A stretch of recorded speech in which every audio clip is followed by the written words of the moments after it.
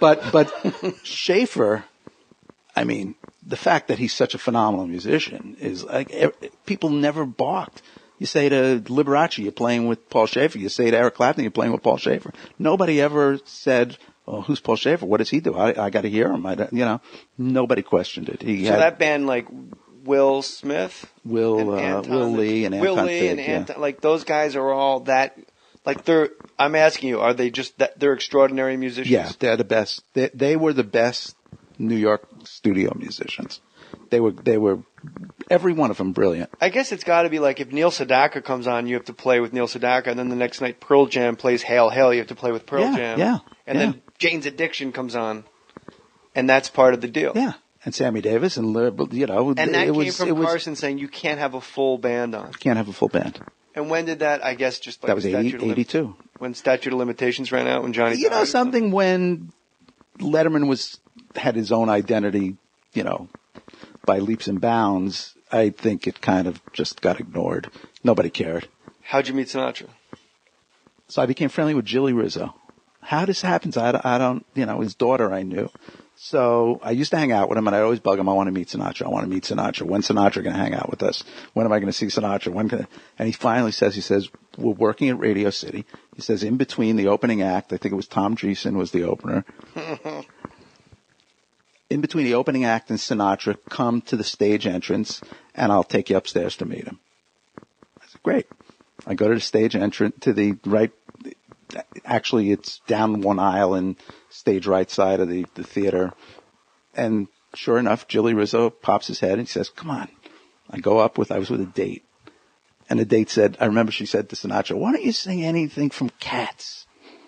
tells you what it was. Sing something from Cats. And you know what Sinatra's response was? I can't remember that shit. Why would he sing anything from Cats? Who the fuck knows? I'm with a date, you can't trust him. He's got the whole Gershwin catalog. Anyway, he takes me upstairs to the dressing room. It was, I don't know, third floor or something. I'm sorry, I just have stuck in my memories. All alone in the moonlight. Meow, baby. That's great. I'm a calico.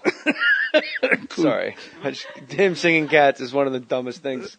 I hope that was some crazy... Well, he was at least wise enough to know not to. He was diplomatic about it. To your date. Certainly was. I don't remember this shit. Anyway, so I go I go upstairs to the dressing room. Jilly says, wait till it clears out. There's some people in there. Sure enough, people leave, and he says, come on in. I go in, and Sinatra's talking to me about... What year is this? Around 88. Okay. Yeah, 88, about then. Sinatra's talking to me about Letterman. He watches the show every night, blah, blah, blah. I mean, couldn't have been more gracious. His wife was there, and me and my date, and Jilly. And he says to me, so somebody knocks on the door, says, all right, ready on stage. He says to me, he goes, take a walk with me. I said, all right. We walk out of the dressing room. Valet is leading the way.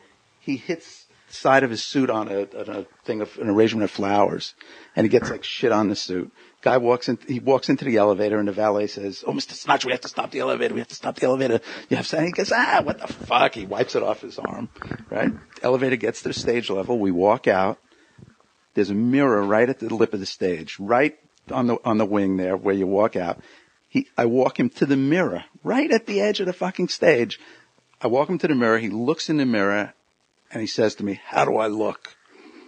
I go, you're Frank Sinatra. How the fuck do you look? What do you say? Frank Sinatra said, how do I look?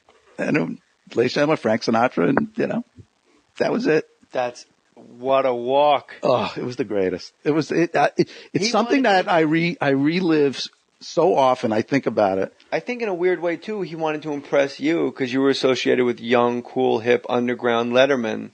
Yeah, that could have been, yeah. Like, for those listening that see Dave as like this old guy on TV, Dave was Chappelle's show before, like, it was that underground and that young and that cool. Yep, it was. And so, Bob Morton's here. Take a walk with me, kid.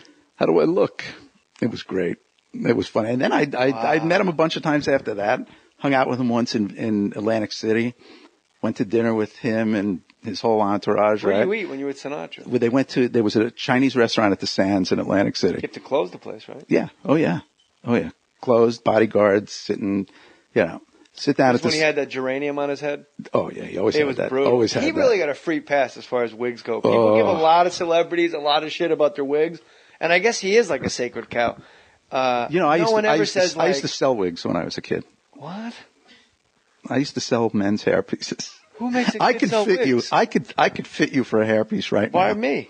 I just can't. Well, I just can. I'm just saying, if you're a bald guy, get me some saran wrap and I could make a mold. Saran wrap. I could make a mold of your head. What? I certainly have a high forehead, always have, and I am thinning. What would you do? Here's the wrap. Don't you think I should get plucked Here's the instead? wrap. Here's the wrap. Here's the sales pitch for men's hairpieces was you always appeal to the women in the audience. And you would always say, ladies, don't you want to see your husband with hair? And every woman in the audience would clap, right? Why? And then you'd say to the men, how many people here want to be bald? If you had the choice what kind of having hair... Was it the bald show? Of having hair...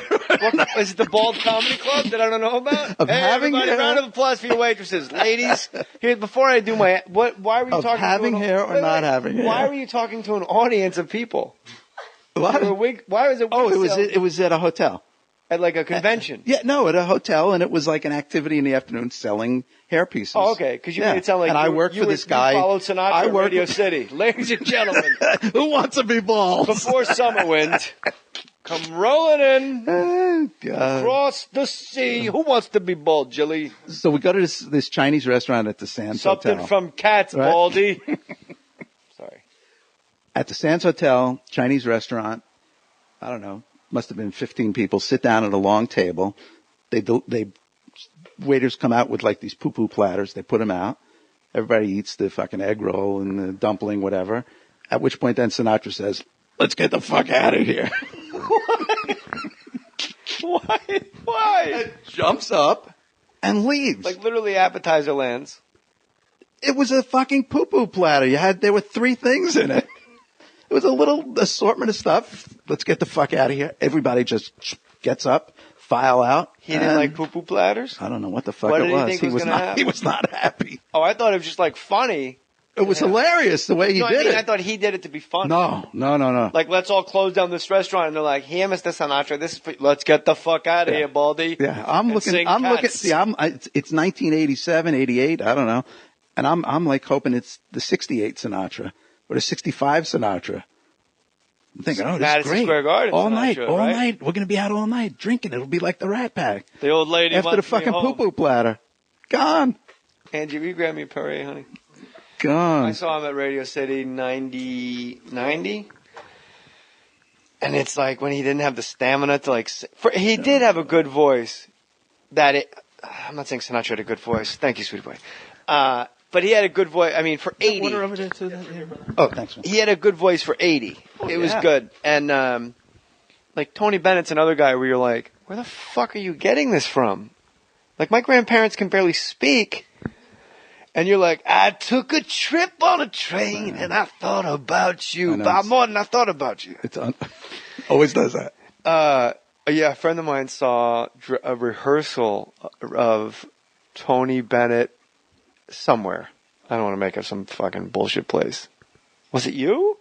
No, I saw Sinatra rehearse. I might have told you this somebody story like you at Rockefeller Center. And he goes, no, it was a big, huge, empty theater, like for sound check.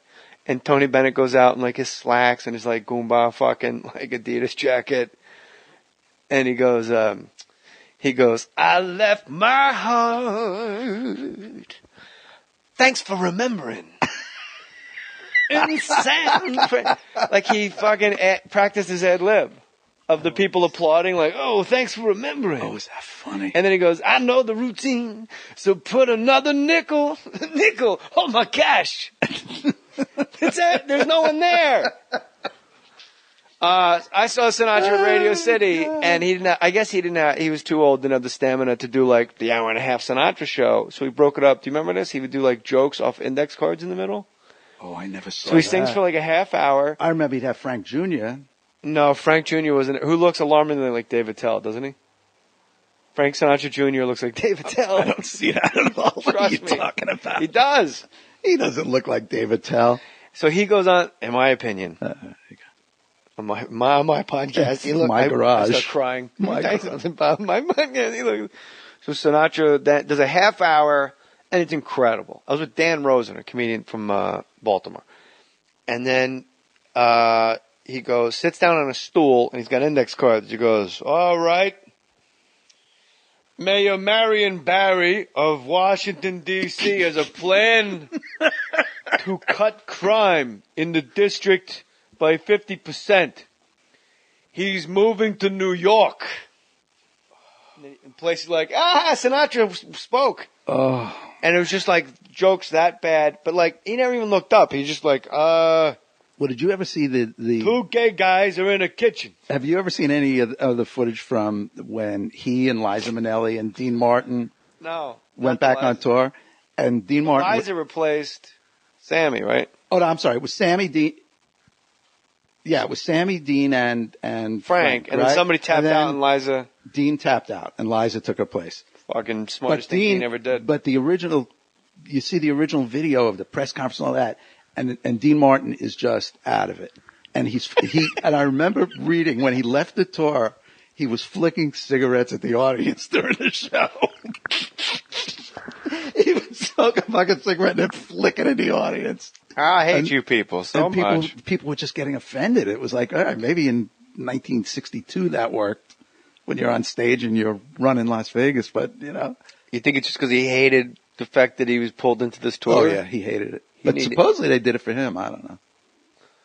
I know the Who toured a lot. I think twice the Who went on tour for John Entwistle. Oh, because he was broke. Hey, you know something? And they were like, well, we can do this. I'm sure it happens all the time.